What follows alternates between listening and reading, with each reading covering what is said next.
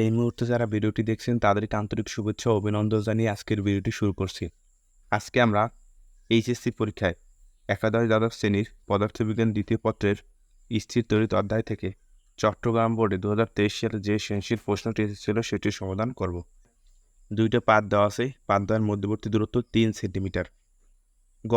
প্রথম ক্ষেত্রে পাতদ্বয় সম্পূর্ণ চার্জিত হলে সঞ্চিত শক্তির পরিমাণ নির্ণয় করো।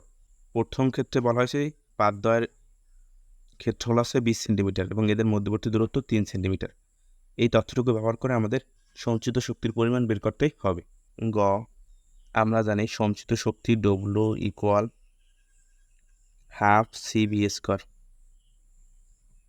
হাফ, এখানে C হচ্ছে ধারকত্ব। সমান্তরাল পাতদ্বয়ের ক্ষেত্রে ধারকত্ব নির্ণয়ের সূত্র হচ্ছে epsilon not A by D into B square. Half into epsilon নটের মান আমরা জানি 8.854 ইন্টু 10⁻⁻12। এ হচ্ছে পাতদ্বয়ের ক্ষেত্রফল। এখানে পাতদ্বয়ের ক্ষেত্রফল, এই যে পাত দুইটার ক্ষেত্রফল দেওয়া ছিল 20 সেন্টিমিটার স্কোয়ার। তাহলে এই সেন্টিমিটার স্কোয়ারকে যদি মিটারে নিতে হয় তাহলে 10⁻⁻4 দ্বারা গুণ করতে হবে। ডি হচ্ছে দূরত্ব, এখানে দূরত্ব দেওয়া ছিল 3 সেন্টিমিটার, তাহলে 3 সেন্টিমিটারকে মিটারে নিতে হলে 10⁻2 দ্বারা গুণ করতে হবে। Into B square. বি হচ্ছে বিভব।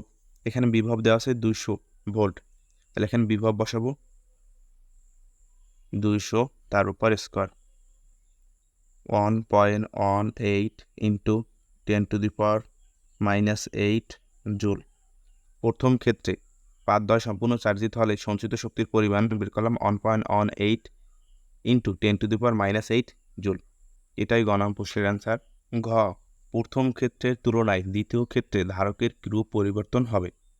তার মানে আমাদের প্রথম ক্ষেত্রে ধারকত্ব বের করতে হবে এবং দ্বিতীয় ক্ষেত্রেরও ধারকত্ব বের করতেই হবে। তারপর আমরা ধারকত্বের তুলনা করব। ঘ. প্রথম ক্ষেত্রে ধারকত্ব C1 ইকুয়াল, প্রথম ক্ষেত্রে দুইটা পাত দেওয়া আছে এবং পাত দেওয়ার ক্ষেত্রফল দেওয়া আছে 20 সেন্টিমিটার স্কোয়ার এবং এদের মধ্যবর্তী দূরত্ব দেওয়া আছে 3 সেন্টিমিটার। দুটি সমান্তরাল পাতের ধারকত্ব নির্ণয়ের সূত্র আছে epsilon not A by D। Epsilon not এর মান আমরা জানি 8.854 ইন্টু 10⁻12 ইন্টু এ হচ্ছে পাতদ্বয়ের ক্ষেত্রফল। পাতদ্বয়ের ক্ষেত্রফল দেওয়া আছে 20 সেন্টিমিটার স্কোয়ার, তাহলে সেন্টিমিটার স্কোয়ারটাকে যদি আমরা মিটারে নিই তাহলে 10⁻4 দ্বারা গুণ করতে হবে। ডি হচ্ছে পাতদ্বয়ের মধ্যবর্তী দূরত্ব। এখানে পাতদ্বয়ের মধ্যবর্তী দূরত্ব দেওয়া ছিল 3 সেন্টিমিটার, এটাকে মিটারে নিলে হবে 3 ইন্টু 10⁻2 মিটার।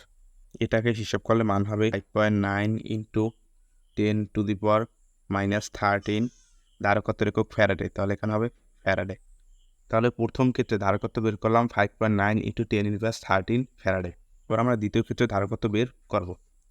দ্বিতীয় ক্ষেত্রে বলা হয়েছিল কে এর মান 5। প্রথম ক্ষেত্রে কিন্তু কে এর মান দেওয়া ছিল না, কিন্তু দ্বিতীয় ক্ষেত্রে কে এর মান হচ্ছে 5 এবং এই যে ধারকত্ব, এই ধারকত্ব দুইটির মাঝে 2 মিলিমিটার পুরুত্ব বিশিষ্ট একটি ব্লক আমরা রাখবো। তাহলে চিত্রটা কেমন হবে?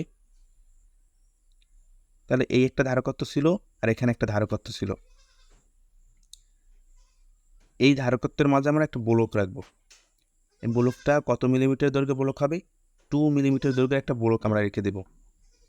এই যে পাতদ্বয়ের মধ্যবর্তী দূরত্ব 3 সেন্টিমিটার, এটা কিন্তু ঠিক থাকবে যে পাতদ্বয়ের মধ্যবর্তী দূরত্ব 3 সেন্টিমিটার এবং এখানে ব্লকদ্বয়ের ক্ষেত্রফল কিন্তু 20 সেন্টিমিটার আগের মতোই থাকবে, 20 সেন্টিমিটার স্কোয়ার। তাহলে এখানেও ব্লকদ্বয়ের ক্ষেত্রফল 20 সেন্টিমিটার স্কোয়ার। তাহলে এখানে পরিবর্তনটা কি?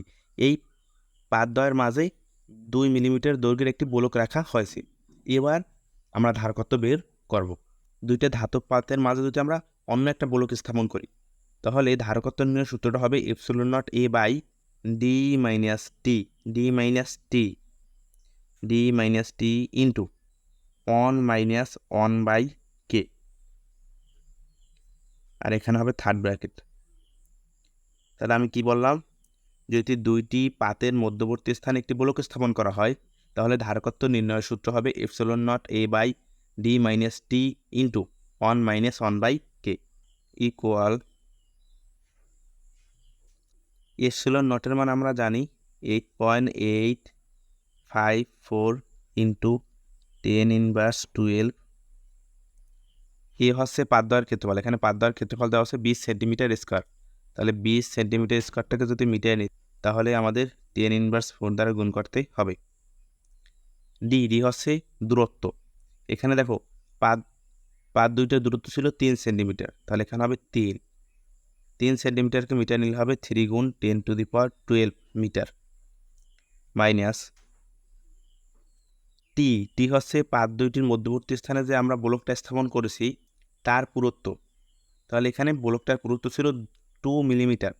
তাহলে 2 মিলিমিটারকে যদি আমরা মিটিয়ে নিই তাহলে 2-র সাথে গুণ করতে হবে 10^-3 1-1/k।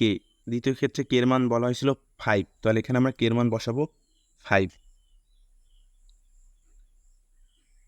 দুইটা পাতের মধ্যে একটি ব্লক স্থাপিত করা হলে তাহলে ধারকত্ব নির্ণয়ের সূত্র হবে epsilon not a by d minus t into 1-1/k। Epsilon নটের মানটা তোমরা জানো, এ হচ্ছে পাতদ্বয়ের ক্ষেত্রফল, ডি হচ্ছে দূরত্ব, পাত দুইটার মধ্যবর্তী দূরত্ব, টি হচ্ছে পাত দুইটার মাঝে স্থাপিত ব্লকের পুরুত্ব। 1-1 আর এখানে কে এর মান দেওয়া থাকবে, কে এর মান তোমরা বসিয়ে দেবে। তাহলে এখানে হিসাব করলে তার মান পাওয়া যাবে 6.235 ইন্টু 10^-13 ফ্যারাডে। প্রথম ক্ষেত্রে আমরা ধারকত্ব বের করলাম 5.9 ইন্টু 10^13 ফ্যারাডে। দ্বিতীয় ক্ষেত্রে আমরা ধারকত্ব বের করলাম 6.235 ইন্টু 10^13 ফ্যারাডে। প্রশ্ন বলা হয়েছিল প্রথম ক্ষেত্রে ধারকত্ব এবং দ্বিতীয় ক্ষেত্রে ধারকত্বের কিরূপ পরিবর্তন হবে। এবার আমরা ধারকত্ব দুইটা বিয়োগ করে দিব, তাহলে আমরা ধারকত্বের পরিবর্তন বের করতে পারবো। ধারকত্বের পরিবর্তন আমরা ডেল সি দ্বারা প্রকাশ করতে পারি equal C2 minus C1। C2 এর মান ছিল 6.235 ইন্টু 10^-13 মাইনাস C1 এর মান ছিল 5.9 ইন্টু 10^-13। এটুকু যদি হিসাব করি তাহলে আমরা মান পাবো 0.335 ইন্টু 10^-13 ফ্যারাডে। প্রশ্নে আমাদের বলা হয়েছিল প্রথম ক্ষেত্রের তুলনায় দ্বিতীয় ক্ষেত্রে ধারকত্বের কিরূপ পরিবর্তন হবে। তাই প্রথম ক্ষেত্রে আমরা ধারকত্ব বের করলাম, দ্বিতীয় ক্ষেত্রে আমরা ধারকত্ব বের করলাম, দুইটা ধারকত্ব বিয়োগ করে যে মানটা পেয়েছি সেটাই ধারকত্বের পরিবর্তন। তাহলে আমরা এখানে ধারকত্বের পরিবর্তন বের করেছি 0.335 ইন্টু 10^-13 ফ্যারাডে। এটাই ঘ নং প্রশ্নের উত্তর। ধন্যবাদ সকলকে ভিডিওটি দেখার জন্য। ভিডিওটি ভালো লাগলে তোমরা লাইক করবে, শেয়ার ও সাবস্ক্রাইব করে আমাদের সাথে থাকতে পারো।